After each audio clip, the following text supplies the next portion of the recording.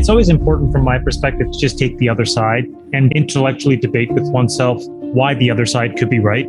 So at this point right now, what people would say is, okay, the Fed's going to capitulate at the beginning part of 2023. We have a pretty clear forecast for all the rate increases that have to happen. Everybody's doing the work that's necessary, either raising prices, cutting costs, or doing both, letting people go, et cetera, et cetera. So maybe we're there. But what's the other side of that? I think, again, as I've stated before, the other side starts with energy. And the reason why I think it's important is that it really is the conflation of an economic system and a political system using an instrument. And if you look inside of what's happening in Europe, there's a lot of complexities here that I think need to get unpacked. So, for example, a couple of days ago, the French government basically said that they're going to start producing less nuclear energy. And you'd say, well, why would they do that? Well, it turns out because the temperatures are so high, you cannot use the water to cool these nuclear reactors because the exiting water is then so hot that it would actually destroy the ecosystem of the lakes and rivers that they use to feed natural fresh water in to cool the nuclear reactor. Second, because it's so hot, all the rivers are below their natural level. Barges that carry coal and nat gas are getting stuck on the Danube. The Po, which is the longest river in Italy that feeds all the fields, is below the level where it can actually offload the water. So farmers can't basically do what they need to do to produce a food supply. So if you play all of that out, you start to see an issue where by November of this year, we're back into the same complexity where energy is the tip of the spear around which everybody starts to debate all of the national security issues that we have to deal with, the Ukraine war, et cetera, et cetera. You've made a lot of money this year by basically doing the following, which is the exact opposite of everybody else. When everybody else was freaking out, had you bought, you would have made a ton of money. Now everybody's like, it's over. And you can tell that by looking at the VIX, which is the volatility index. We're about to get into the high teens. You have systematically, it has been true that the VIX is in the teens. You tend to basically buy volatility, which is essentially you get short stocks. And when the VIX is in the 30s, you tend to basically sell volatility and you buy equities because we've hit the bottom. If you've been doing that for the last year, you've made a ton of money. So I tend to think things still have to get a lot worse to flush everything through the system. We've never seen a moment in history, in American history, where when CPI has printed successively above 5%, that it got under 5% without Fed funds getting to that same number. So we should all hope that this is the exception that proves the rule, but there's an enormous amount of data that would tell you that we have to take rates to double what the equilibrium rate is thought to be right now. There's always stuff going on in markets, and markets represent the collective sum of our wishes and expectations and also the realities. This is why I think, for me at least, the way that I process this information is not trying to have an opinion on any one of those things, because for me, I'd rather go back to the historical trends because those I find a little bit easier to parse. And the real problem is that, like, if I go back to the historical artifacts, have there been issues in the past? Absolutely. So this is why I think you can look at the fact that whenever there's inflation and whenever it's spiked, what has had to happen by the Fed is you have to take rates above that key 5% threshold when CPI is above 5% to break enough demand so that the economy's reset. I think that's where we are. So instead of trying to figure out, I'd rather just say there are 20 or 30 things that could very much complicate the world economy. I think the reality is that governments need to flush all this excess money out of the system so that we can really find out what equilibrium demand is and get back to normal. That era of cheaper, faster, better is over. And what comes with that is better national security, but the cost of that better national security is higher prices.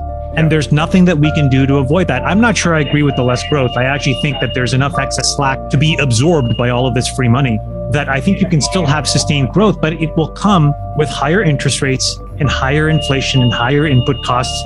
Everybody will have to do their part to absorb some of this, but that's what's going to happen. And I think you should just deal with the medicine as quickly as possible. This is why the people that actually think that the Fed should just be very aggressive and get this over with quickly, I suspect on the margins are right. The problem is they don't want to look at the historical artifact, because the historical artifact would say, wait, I need to raise interest rates by another 250 basis points. That's just way too disruptive for what the world is ready to hear right now. So we're going to incrementally plod along. There's going to be a whack-a-mole that emerges. That's going to tilt the markets. Then the consumer credit everything will implode. That's going to tilt the markets. Then Jair Bolsonaro will try to take over Brazil. That'll tilt the markets. And we'll go back to this, inflationary, fragmented, deglobalized view of the world that just frankly takes higher interest rates to normalize. The thing that we really have going on is that over the last 8 quarters, we've had all kinds of very turbulent data that's made the trend line unpredictable. And the most obvious way to see this is actually in one specific subsector, which we'll get to in a second. You see this one huge spike coming out of nowhere. And then eventually everything has settled back to trend. The same way, I think what we're waiting to figure out is how many quarters does it take for us to get back to on-trend growth in the economy. We had a massive shortfall in Q2 of 2020.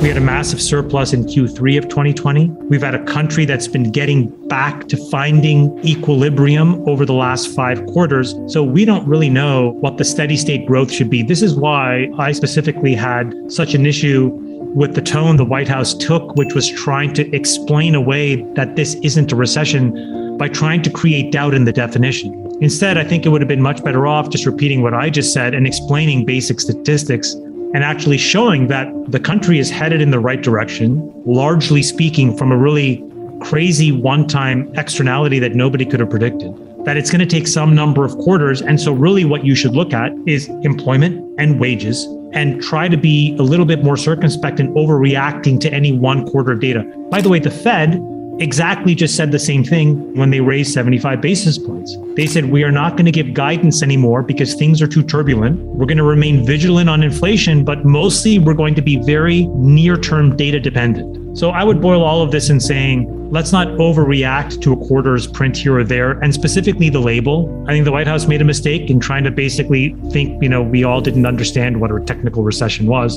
I think instead we should just focus on what we have to do to get back to solid state equilibrium. The point is, excess money, because of loose financial conditions, distort what true supply and demand should be. And excess money can come from the government, but in this case, excess money went from the government into the hands of individuals who then participated in the public markets, and they distorted what it all looked like. And so there was a lot of purchasing activity that was propped up by what seemed like an endless supply of free money. And so now that money is getting taken out, we don't yet know what the real equilibrium economic growth rate should be, because you have to remember, we have not seen an era without federally introduced spending, without federally introduced forms of quantitative easing since the great financial crisis. So we have been propping up our economy for 14 years straight now. So we have distorted the prices of bonds and fixed income.